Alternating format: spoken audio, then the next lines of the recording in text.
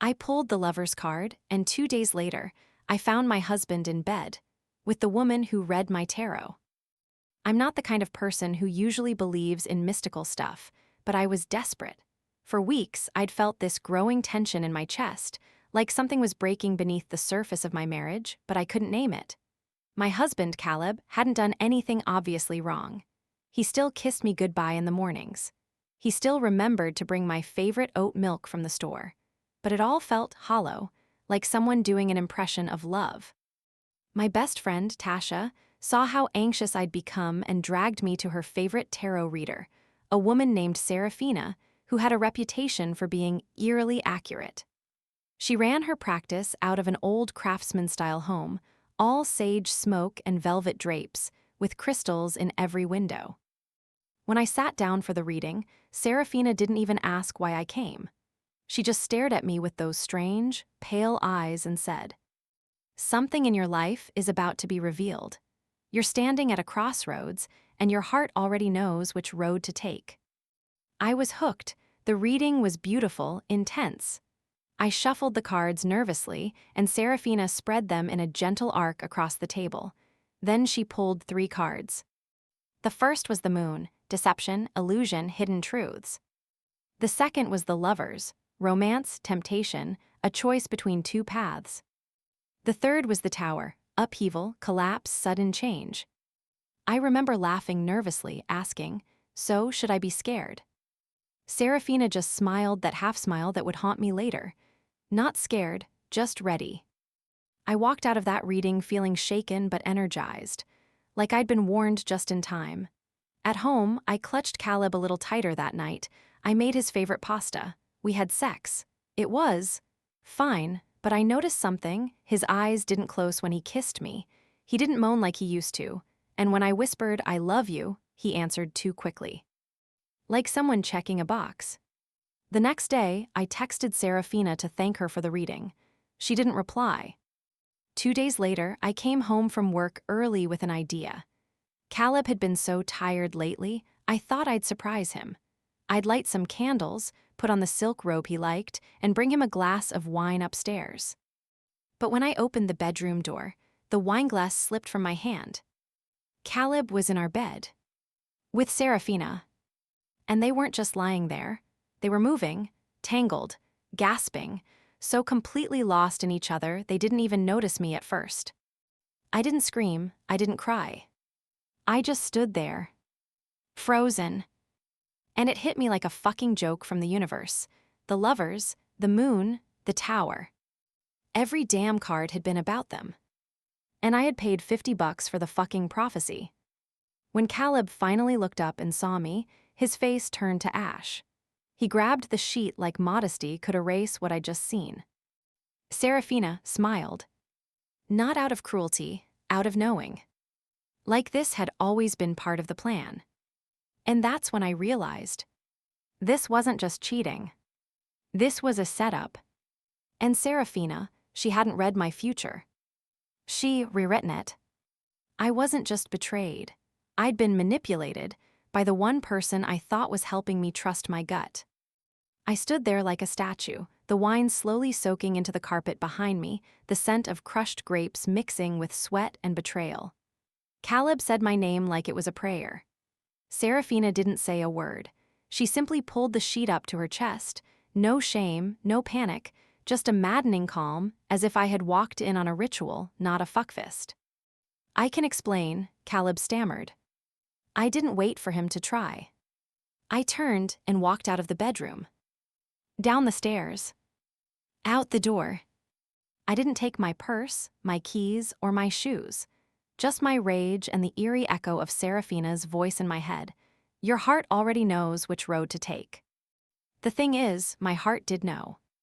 I just didn't want to believe it. I ended up at Tasha's place, still barefoot, shaking, with wine stains on my dress. She answered the door and took one look at me before pulling me into a hug. "What happened? What the hell happened?" "Serafina," I whispered, my throat raw. "I found her with Caleb." Tasha froze. "Wait, what? Are you saying the tarot lady is sleeping with your husband?" I nodded. Tasha looked like she was going to throw up, That is so beyond fucked. You paid her to help you. I didn't say anything. I just sank onto her couch while she brought me a glass of water. The rest of the night passed in a blur of angry packing, whispered curses, and half-screamed thoughts. But what kept looping in my mind wasn't just the sex. It was the reading. The cards Serafina pulled hadn't just hinted at betrayal, they had mirrored it. And now that I thought about it, the reading had been too specific. The moon, the lovers, the tower, she hadn't even hesitated when pulling them. Like she knew what she was showing me, like she had picked them herself. Something wasn't adding up. And the more I replayed it, the more it started to feel like the reading hadn't been about me at all. It was about her. The next morning, I did something crazy. I made an appointment under a fake name, Emily Dorsey, and scheduled another reading with Serafina. I figured she wouldn't recognize me. I'd wear a wig, sunglasses, whatever it took. Tasha thought I was nuts. Why would you even go back there? Because, I said, I want to see what she does when she doesn't know it's me. And more importantly, I wanted answers. I showed up 3 days later in a thrifted blonde wig and a floppy hat. Serafina's place looked exactly the same, curtains drawn, incense burning, crystals glittering on the windowsill like bait. My heart thudded in my chest when I walked in. I expected a flicker of recognition, a hint of guilt. But Serafina didn't even blink. She offered me tea, smiled softly, and asked what I hoped to gain from the reading. I'm just feeling unmoored, I said, affecting a nervous laugh. Like I'm standing at a fork in the road, but I can't tell which path is right. Her eyes lit up. Oh, she said, I know that feeling. Let's pull some cards. And then, just like before, she let me shuffle. She spread the cards in the same arc. She pulled 3. The moon, the lovers, the tower. Again. In the same fucking order. She leaned in, her voice low and velvety. There's a truth you already suspect, a temptation in your orbit, and a collapse that will set you free. My fingers curled into fists under the table. Have you used these cards before? I asked. Serafina tilted her head. These are the cards the universe gives. I'm just the messenger. Bullshit. I ended the session quickly, paid in cash, and left. Outside, I ripped off the wig and hat, heart pounding, skin burning. It wasn't a reading. It was a script. And she'd been using it on me, maybe even on others. That's when a horrifying thought hit me. What if I wasn't the first wife she'd done this to? If Serafina had seduced my husband, how many others had she manipulated the same way?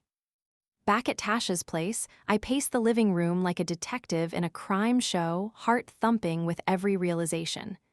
It's a scam, I said. Not just the affair, everything. The cards, the setup, the seduction. It's like emotional grooming in a velvet robe.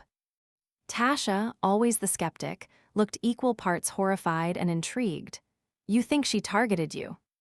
Think about it, I said. She fed me a story, one she'd already orchestrated. What better way to keep someone confused while you're fucking their husband than to convince them it was destined? Tasha's jaw tightened. We need to find out who else she's been reading for. And that's exactly what we did. We started by scouring reviews on Google and Yelp. Most were generic, life-changing experience. She saw into my soul, but a few stood out. Women mentioned getting the exact same 3 cards I did. Some noted how Serafina really understood their relationship struggles or warned them they were about to be tested. It wasn't much, but it was a pattern. Then I remembered something Serafina had said during my real reading. Some wounds open the door to new beginnings. I searched that exact phrase online just to see if she'd used it publicly. Boom, a Reddit post popped up. Posted 3 months ago on our divorce. Title, my psychic predicted my breakup, then slept with my husband. It was short, raw, and chilling. I know it sounds insane, but I swear it's true. I went to this beautiful tarot reader. She said change was coming. A few weeks later, I found her in my bed with my husband. The kicker? She said I'd already sensed the truth. I think she uses the same reading on everyone. My stomach dropped. I clicked the username. Anonymous account, no way to message her. But the comment section was active, dozens of replies, and a few more women shared similar stories. Not all mentioned Serafina by name, but the pattern was too specific to ignore. A tarot reading with the moon, the lovers, and the tower. A warning about temptation or impending truth. Then betrayal, almost always involving the woman's partner. Jesus, Tasha muttered, she's like a spiritual honeypot. That's when the idea hit me. What if we warn the others?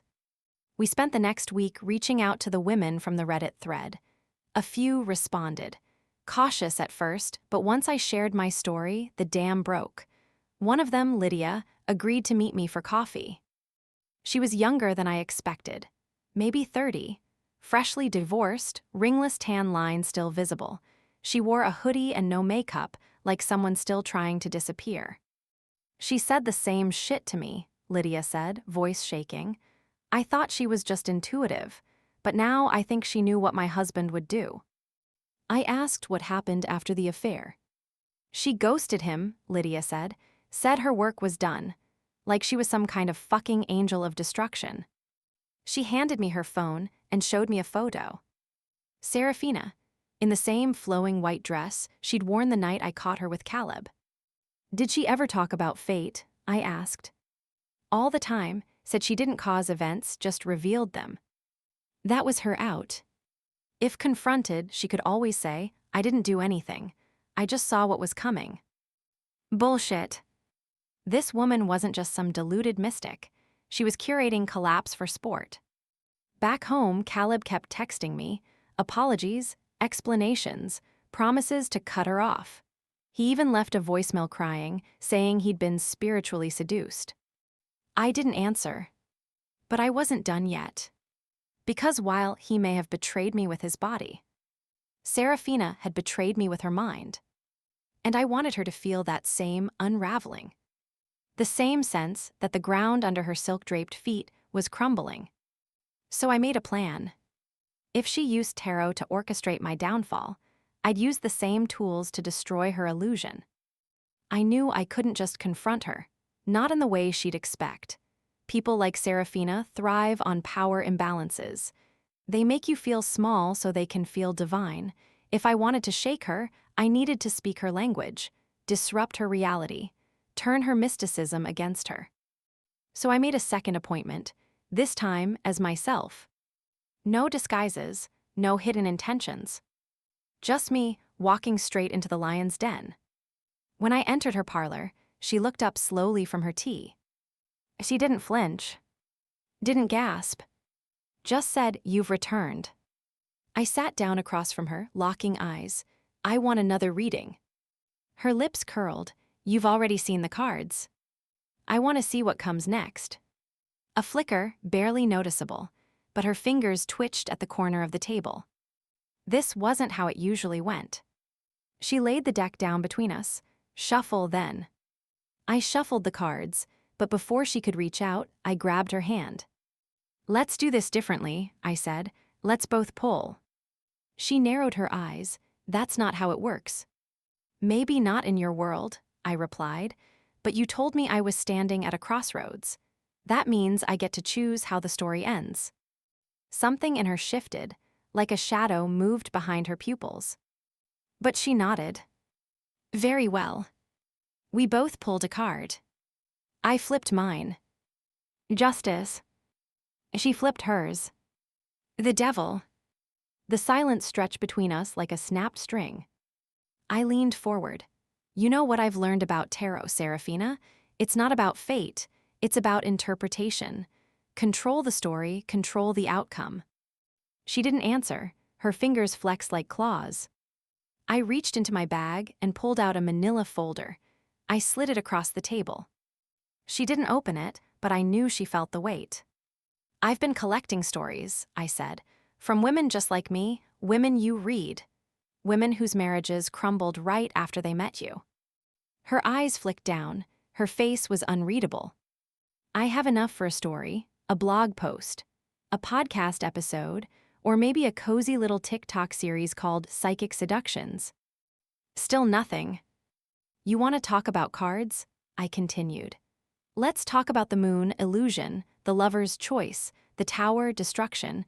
You're not a seer, Serafina, you're a saboteur. She finally spoke. I didn't ruin your marriage, she said softly. I revealed the rot. I smiled, and now I'm revealing yours. I left her house feeling electric. I didn't care that she didn't cry or beg or curse me. Because I had pierced her veil.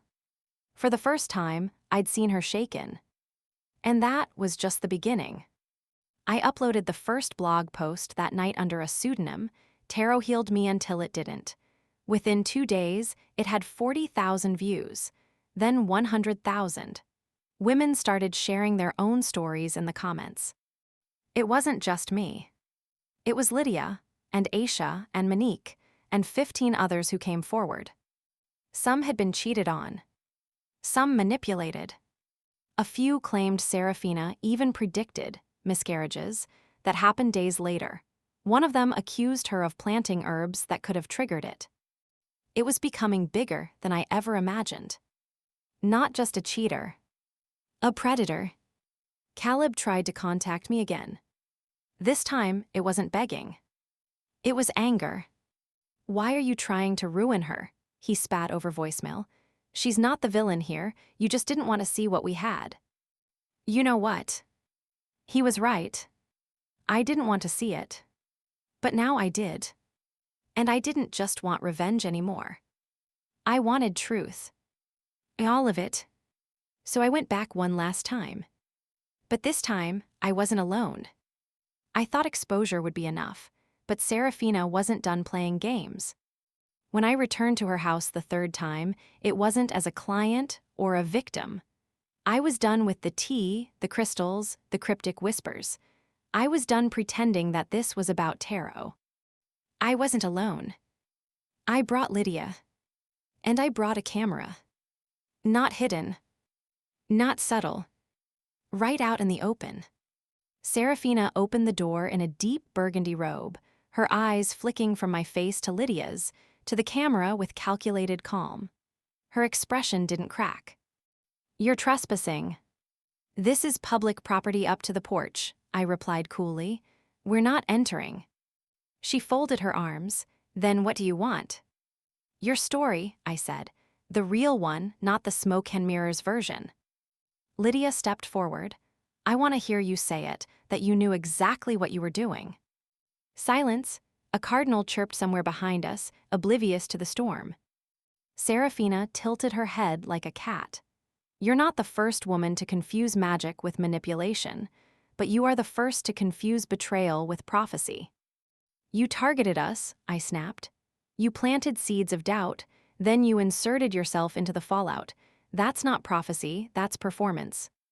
Serafina stepped out onto the porch, her robe trailing behind her like smoke. She didn't look at the camera, she looked at me. You know why the lover's card scares people, she said softly. Because it's never just about love, it's about choice. You think I manipulated your husband? Maybe, but he still chose me, just like you chose to come to me. No one forced you to listen. Lydia's voice trembled. You told me I needed to be shattered before I could be rebuilt. Serafina didn't blink, and were you. That's when Lydia lost it. She lunged forward, and I had to hold her back. You fucked my husband and then told me it was fate, Lydia screamed. You ruined my life. Serafina stayed stone still. Her hands rested calmly at her sides. No guilt, no fear, just that same eerie calm. I didn't ruin anything, she whispered. You were already broken when you came to me. I just held up the mirror. That was when I realized. She believed it. She truly believed she was helping. Like a cult leader, convinced their poison was medicine. Lydia stormed off the porch, sobbing. I followed a moment later, pausing only once to say what I came to say. You built a temple out of women's pain, and now we're tearing it down, one stone at a time. She didn't respond. She just stood there, as if she'd known all along. That night, the video went live. Just 15 minutes of footage, No music, no dramatic edits. Just Serafina's calm, unnerving voice, and the stories of the women she'd read. It exploded. 20,000 views in an hour. Then 50. By morning, she'd taken down her business website. Her Google listing disappeared. Her Yelp page was flooded with angry reviews. A few women even said they were considering legal action. But something unexpected happened too. I started getting messages. Not just from victims, but from followers. People who had seen her as a healer, a guide, a truth teller. One message hit me hardest. "I know Serafina. She helped me through a miscarriage. She's not perfect, but she's not evil. Are you sure this isn't just a smear campaign?" It hit me like a punch in the gut. Because deep down, I wasn't sure. What if this wasn't black and white? What if Serafina had helped some women, even while destroying others? What if the line between healer and predator wasn't as clear as I wanted it to be? That night I went for a walk, no destination, just my thoughts unraveling in the cool night air. Caleb texted me again. "I ended things with her. I don't want to lose us." I stared at the screen for a long time. Then I deleted the message. No response. Because this wasn't just about Serafina anymore. This was about me. And the choices I'd made. The ones I still had to make. Serafina vanished, but not before leaving me one last card. A week passed. The video had nearly 1 million views. Online forums were ablaze with debates about the psychic manipulator, and a few small podcasts reached out to interview me. Lydia was fielding messages from strangers thanking her for her bravery. Even Tasha joked that we'd accidentally started a digital coven of ex-clients. But I didn't feel victorious. Not yet. Because Serafina disappeared like smoke. She closed her practice. Her number was disconnected. Even the house was suddenly empty, curtains stripped, door locked, flower beds untended, like she had never lived there at all. Like she had planned for this. I called Lydia. She was the only one who'd stayed in close contact, checking on me almost daily since our confrontation. "She's gone," I told her. "I saw," she said, "someone on Reddit posted that the house is already listed under a different name, like she knew this was coming." She did know, that's the terrifying part. Maybe she read her own damn cards. Then, 2 days later, a letter arrived in my mailbox. No return address. Just my name, handwritten in purple ink. I recognized the handwriting instantly. Inside was a single tarot card. The Hanged Man. No note, no explanation. Just the card. I stared at it for what felt like an hour, my fingers trembling. The Hanged Man isn't what people think. It doesn't mean death or doom. It means suspension, being forced to see the world from a different angle.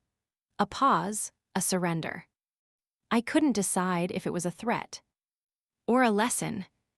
Was Serafina mocking me? Warning me? Forgiving me?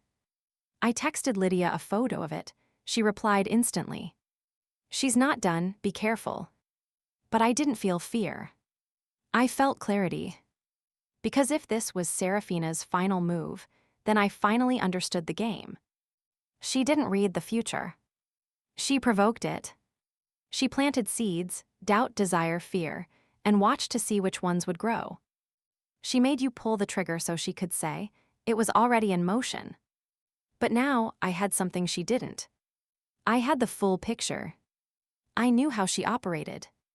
I knew the way she got inside women's heads, used their intuition as a weapon, made betrayal feel like destiny.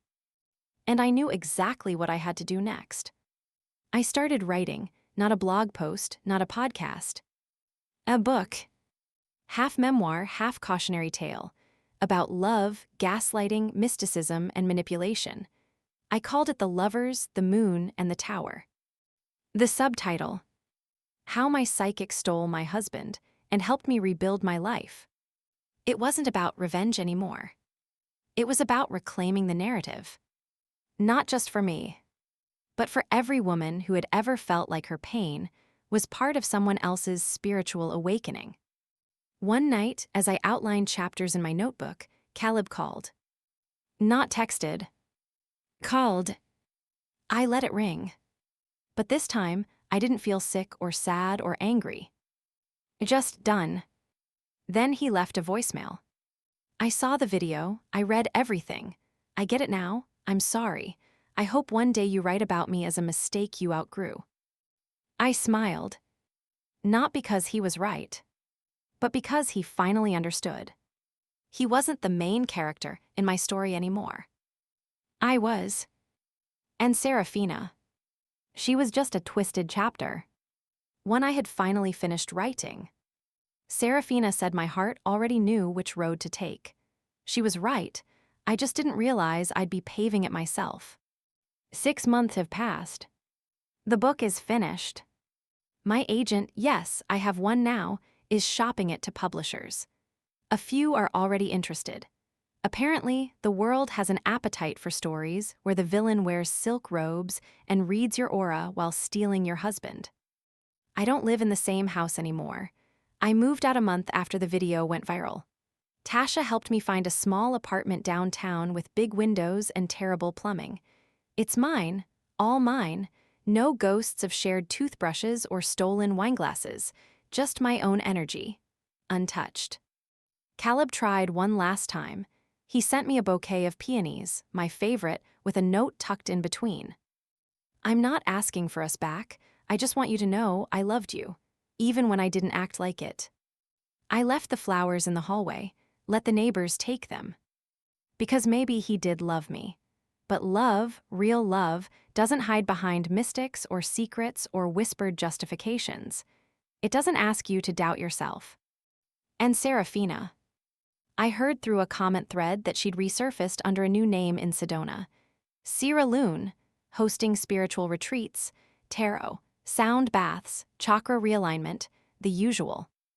Part of me wanted to warn them. But another part of me knew better. You can't stop someone like her. You can only make sure the women who cross her path know the signs. That's what the book is for. That's what my work is now. One evening, I got a message request from a username I didn't recognize. It just said, "She told me to watch the signs. I think I've found mine.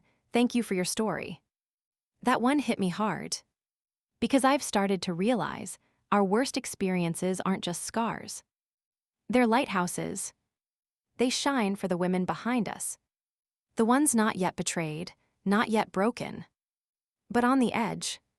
Trying to decide whether to listen to the strange silence between kisses or ignore it. Trying to decide whether that unease is paranoia or prophecy. I used to believe tarot was fake. Now I believe something else. Tarot is just a mirror. It doesn't show you what's coming. It shows you what you refuse to see. And the day I pulled the levers, it wasn't about Caleb. It wasn't even about Serafina. It was about me. And the choice I had to make. So if you ever find yourself at a table like mine, if someone pulls the moon and says you're being deceived, if you see the tower and feel your life cracking apart, if you pull the levers and feel torn in two, remember this. The cards don't bind you. You do. The future isn't written. But the pen, it's already in your hand. Subscribe to my Mia's Stories YouTube channel for raw, emotional stories and authentic insights that encourage healing, growth, and understanding. Don't forget to be part of a supportive space where stories inspire and lessons resonate. What do you think about this story? Let us know in the comments. Your opinion truly matters to us, and we're here for you.